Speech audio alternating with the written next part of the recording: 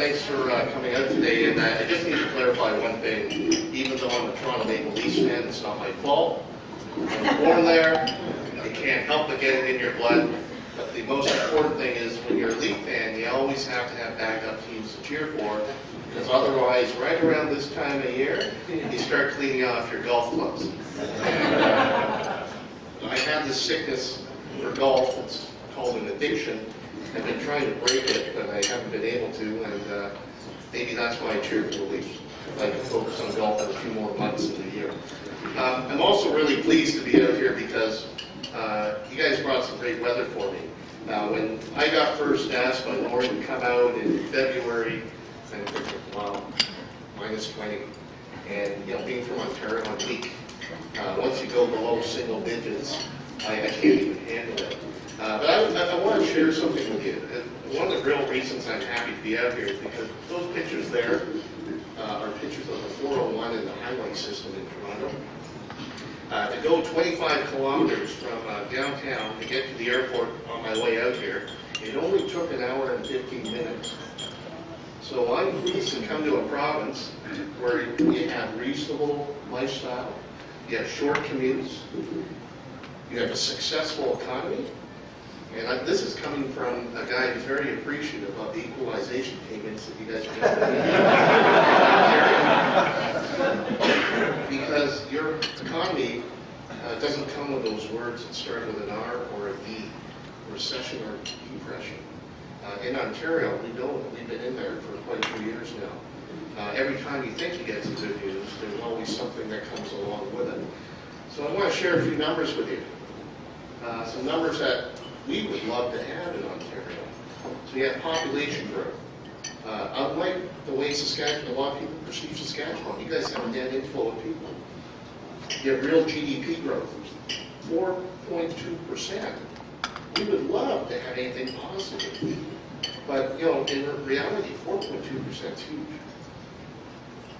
Oh, I got the wrong number here. Your unemployment rate's 5. So I apologize for that number. And your building permits are up almost 10%. That's outstanding. You compare that to Ontario, your population growth is higher. Your GDP beats us. Like, we can't even hope to have 4.2 in 3 years aggregated. And your unemployment rate beats us by a full 3%. So that's outstanding to come to a place where good things are happening. And again, on behalf of Ontario, thank you. But today I'm here to talk about management consulting. And in any successful economy, you have to have great support services. In the 50 countries around the world where we have institutes of management consulting, a lot of those governments have actually helped set up the institutes because they realize that to build a strong economy, it has to start at the grassroots level. And in order to have that be successful, you have to make sure that entrepreneurs and growing businesses have the intelligence, the resources, and the ideas that can help them break free of just normal inflationary growth. And consultants can help you do that. So today we're going to talk about what skills, what kind of personalities it requires to be a success, to be a consultant. So we'll go through a few of these things here. So let's start just a little bit of the background. I know Corey said a little bit about me, but I want to talk about what we do at the Canadian Association of Management Consultants. A year and a half ago, we actually amalgamated with the Canadian Consulting Agrologists Association. They had very similar objectives as us. They were managing the designation, the Certified Agricultural Consultant. But largely what they're trying to do is the same thing that we're trying to do, so it made a lot of sense for us to work together. As Corey mentioned, in my private practice, I run Next Strategic Advisors. I've been running my consultancy for about 15, maybe 17 years. Hard to believe that I could do it when I'm only 29 years old. But what we do is we focus on the fact that we believe growth curves, after you go up the first growth curve, it's not a continuous line to the next growth curve. Unless you make a change in the way you lead and manage your organization, the same qualities that were important to get the company started are going to be the same qualities that help limit your company's growth. So you have to make this change where the gap is. It's right there. If you make that change in how you manage and lead, you could go into the next growth curve that will take you way up higher. So we focus on two things, strategy and leadership development. Because you have to know where you're going and how you're going to get there, and then you have to have a team to help you get there. So that's my background, and that's why I might have some insights as to why you could be a successful, or how you could be a successful advisor. And it's not all glamour. There's a lot of challenges that come with being a consultant. But if you know it up front, you can help plan for it. And by the way, there's lots of consultants and certified management consultants in the room here. And if you had any questions after, not only can I answer them, but there are people much more qualified than I to be answering. So we'll highlight those people after their talk. So why do companies, organizations, public sector entities bring consultants in? Why do they pay lots of money, what appears to be lots of money, to people when they can just assign staff to them? Because at the end of the day, it's all about changing the slope of your performance curve. I don't care how you measure performance. It could be on profits, it could be on revenues, it could be on efficiency, it could be on productivity. You bring people in because you want to change it. You don't spend money because you want to have the same performance going forward. So it's all about being a change agent. It's not about how smart you are, it's about being a change agent. Can you help the organization, its people, its customers, its stakeholders, change the slope of its growth curve? Consultants have to be independent and objective. To be effective, consultants have to be able to say what needs to be said without fear of whether it's going to impact something in the future for them. So when you're an employee and you're working for someone, you know, I found out sometimes the hard way when you speak to your boss and you say, boy, boss, your speech last time in the set, that was really cool. That might have some negative repercussions on the future of my career. But as a consultant, because you're brought in, you're independent, that's your job, to say stuff like that. You have to be able to say things that others are unwilling to say, even if it's the big elephant in the room. You can only do that if you're independent. You have to be more than an expert. Last week I gave a talk at the University of Waterloo, which is one of the foremost universities in engineering, math, and computer science. The top companies in the world recruit there. And I spoke to their postdoc students. So these are the people, and I say this with all the respect that I can. You know the Big Bang Theory?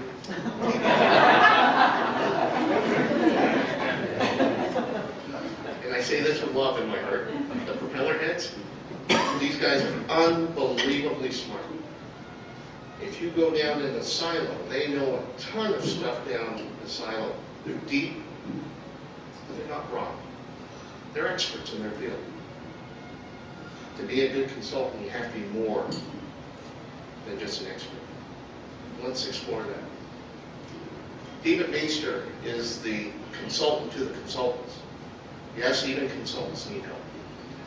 And he's the guru when it comes to talking about professional services firms. He's a former Harvard Business School faculty member. And he talks about the fact that a lot of consultants think that giving advice is rational. That obviously if I know something and I'm an expert, I can tell you, and therefore you'll be better. But the fact is, it's more than that, because he doesn't know what my objectives are, or he doesn't know the objectives of the people, the project champion who brought me in. So it's all about this emotional duet working between the consultant and the client. And so a lot of people who get into the management consulting field think that because they're an expert, that obviously they will have a successful practice. But it's way more than that. It's all about how you impart your advice and lead your client through the discovery process so they learn with you. We advocate the consulting process that consists of distinct steps in leading your client through this. The entry phase, the diagnosis phase, the action planning phase, implementation, yes, and termination. Consultants actually have to say this is the end of the engagement and it's complete. And if you want to engage me further, we need to set you objectives. This is not getting your foot in the door and never leaving, because then you're not independent and objective at that point. So that's what consulting really is. If you uncover everything, unwrap the onion, and at the core you find out the key is to be a change agent. And it's not how much you know. They need to know how much you care. Let me tell you why I love being a consultant, because I've had a few different careers in my life. I was a corporate banker, and I actually really enjoyed it. And for 5 years I worked hard with my clients, and I wanted to make a difference. I really did. And I won a few national awards, I won some regional awards, and I thought, wow, everything's going great. I got offered promotions. And then when I left, I realized that they're able, in a 50,000 person organization, to drag someone else in and put them in my role. And largely it was kind of the same thing. It's only later, 5 years later, I got some feedback from clients that they said, wow, you really did try to make a difference. But that's why I work. I work because I want to make a difference. And David Meister again says, you want someone who you can trust to do the right thing. You want someone who will care. It's this relationship that you build up with the client. I started a new engagement last week, or a week and a half ago, and my hat's off to the CEO of this company. He said to his management team, he said, we don't want to bring someone in just to help us with this project. We want to bring someone in who's going to be a partner with us in the next 5 years as we grow this company. And that's exactly how the best relationships go. John Maxwell, I think I've said it and paraphrased it, but people don't care how much you know until they know how much you care. And then some dummy said, consultants give clients comfort, and they have a trusted advisor on their side to help them achieve their potential. That's all of what we do, and that's what I love and enjoy, and I guarantee if you speak to the other members of our association, that's what they do too. So let's talk about what it takes, what kind of skills, what qualities do you have to be a success in consulting. We spoke about objectivity and independence. Don't need to beat that one to death. That one's going to keep you. You have to be resistant to influence. You have to put the interests of your client first and foremost. How many people know those people, like you're intellectually curious? So you hear something about the Potash Corporation, Canada, you bring out your iPhone, you start surfing on Wiki to find out more about what potash is, what industries use it, who are the leaders in it. Well, then you find out that, they have to ship it by rail, and you go, wow, that's interesting. Who are the leading rail companies in this country? Oh, CPCN. Who owns CN? And then you start doing research on that.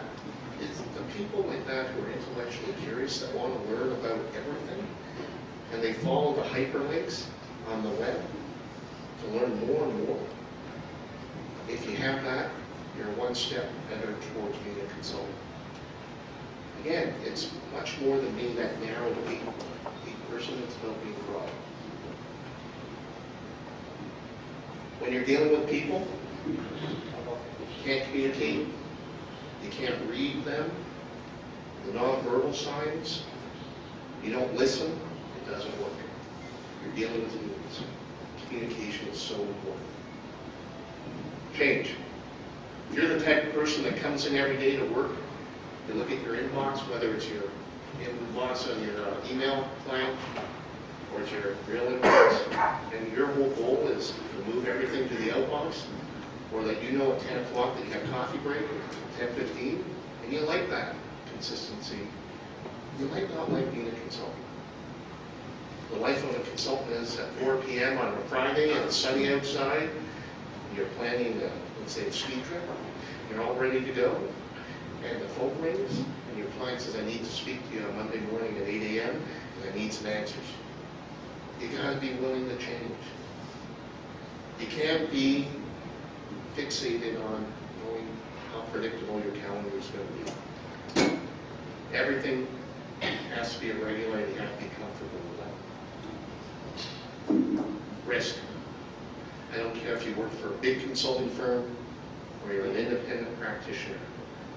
Ultimately, you eat what you kill.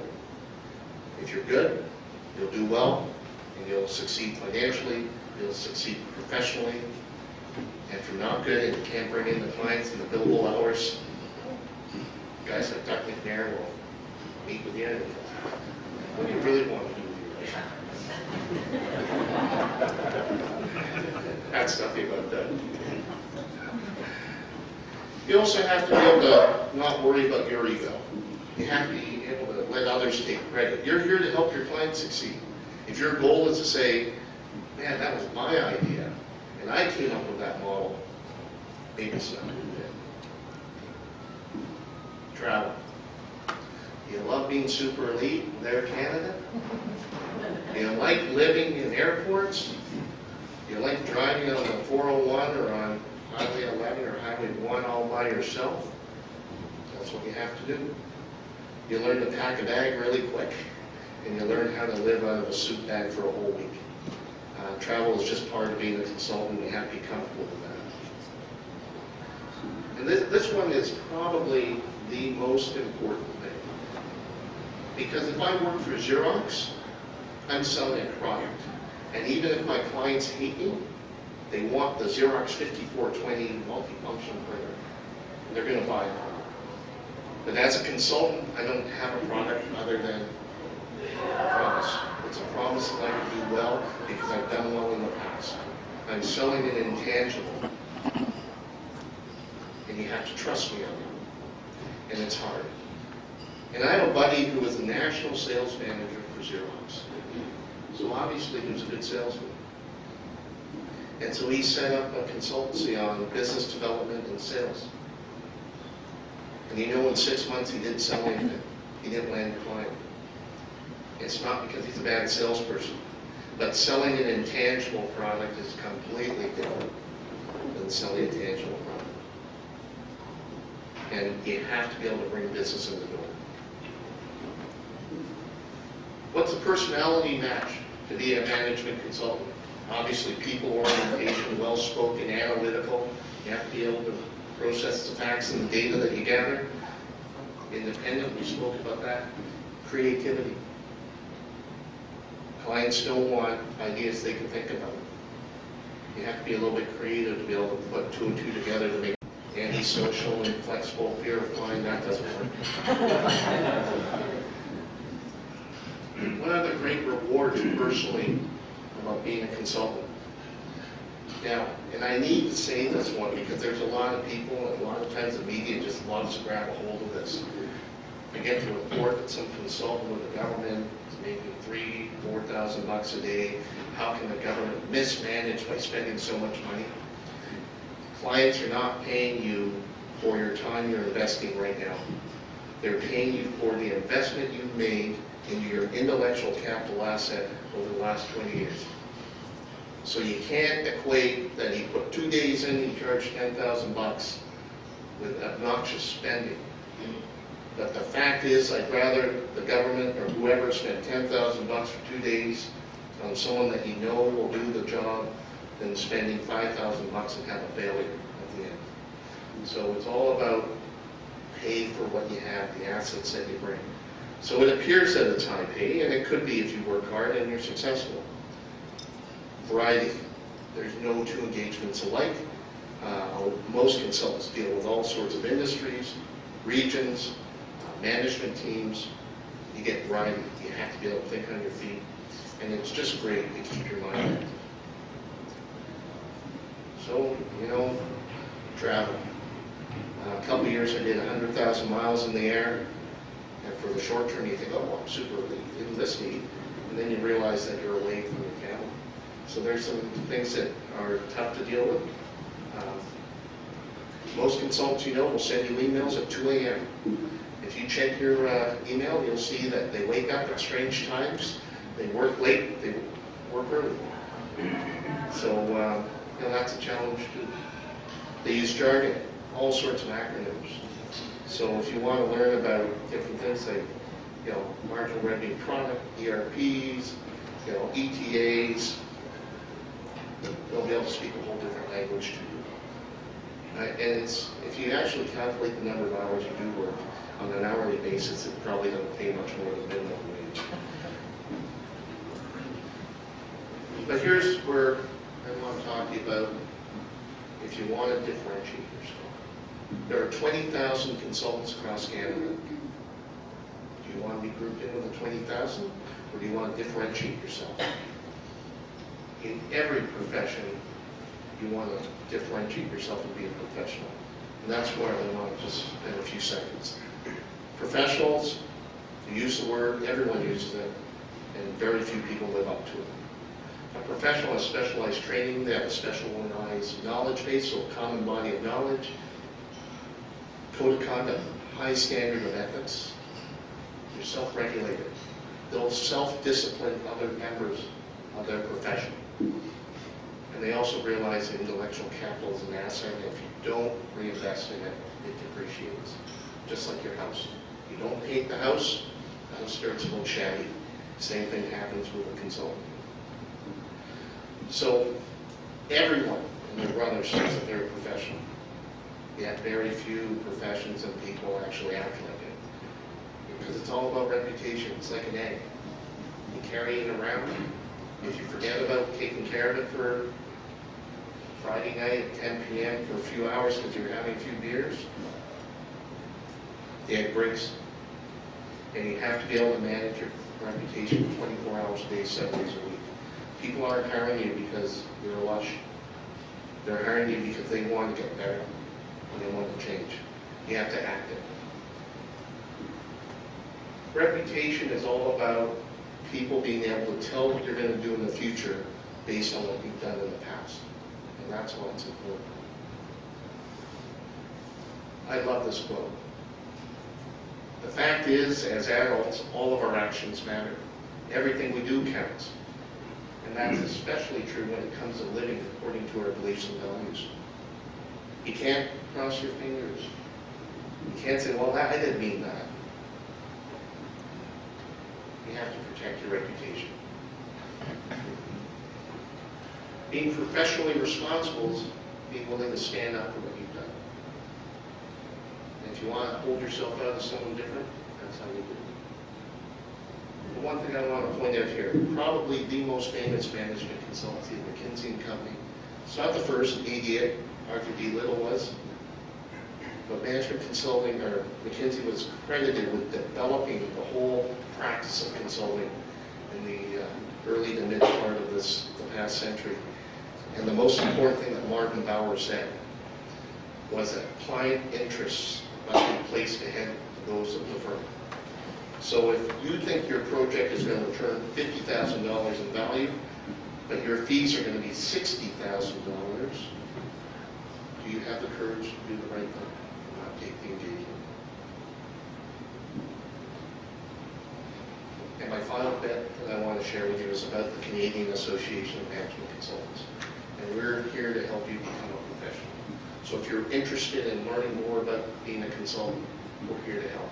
We also have this designation, Certified Agricultural Consultant, but the one I'm going to talk to you about is Certified Management Consultant. And we've been around for almost 50 years. We were formed from the rib of the Institute of Chartered Accountants in Quebec in Ontario. So our certification process is very similar to what it takes to become a CA. And we remain close with these other associations. One of the key things that we really focus on is promoting excellence by setting standards. So our code of professional conduct is something I include in every proposal and every engagement letter I put out. And what I want is my clients to flip through the proposal and say, what is this? What is a certified management consultant? Because I want the chance to answer that. I want them to ask what this code of professional conduct is about. Because it's the way I do business and the way I live my life. That's our common body of knowledge. We update this on a regular basis. We actually run courses to help deliver this information to people who want to enter the profession. We're actually on the verge of announcing that a number of major firms will be using our courses to train all their people as well. And while I'm here, I'll tell you about this table here. There's information on our courses and our certification program. You could either become a member or you could choose to also become a certified member. There's two ways to do it. So I encourage you to do that. The certification stream, we have 3 ways in: the entry stream, the experience stream if you've worked for 8 years, or the executive stream if you've been a consultant and you're running your own practice for 10 years, or if you've been an industry executive for 10 years or 15 years and you're making a switch over. So there's ways in. If you're a CMA, we also have some accelerated ways to come in because we have a partnership with CMA Canada. For anyone that's interested, there's a whole bunch of resources out there. Vault.com is terrific. The Harvard Business School Consulting Club is great. The only downside, you have to pay and become a member, but they'll take money from anybody. They're good capitalists. And obviously CMC Canada .ca, we have lots of information on the web. The final thing I'd say, David Maester, he's the guru to all consultants. If you want to learn more, we've hosted him up to Canada a number of times at conferences, but he has some great writings. And Alan Weiss, he's been up to our conferences as well. Again, there's a whole bunch of resources out there. I'd like to just say that we're here to help, and if you're interested in consulting as a profession, speak to any of the CMCs in the room. Mark Hustack's the president of CMC Saskatchewan. Lord Boyle helped organize this event. He's on council as well. Bruce Anderson's here as well. And Doug McNair. So there's a whole bunch of people. And if I missed anyone, my apologies. But I want to say thank you for listening to us. Be happy to take any questions or to speak with you one-on-one. And I hope you can see that I just love this profession.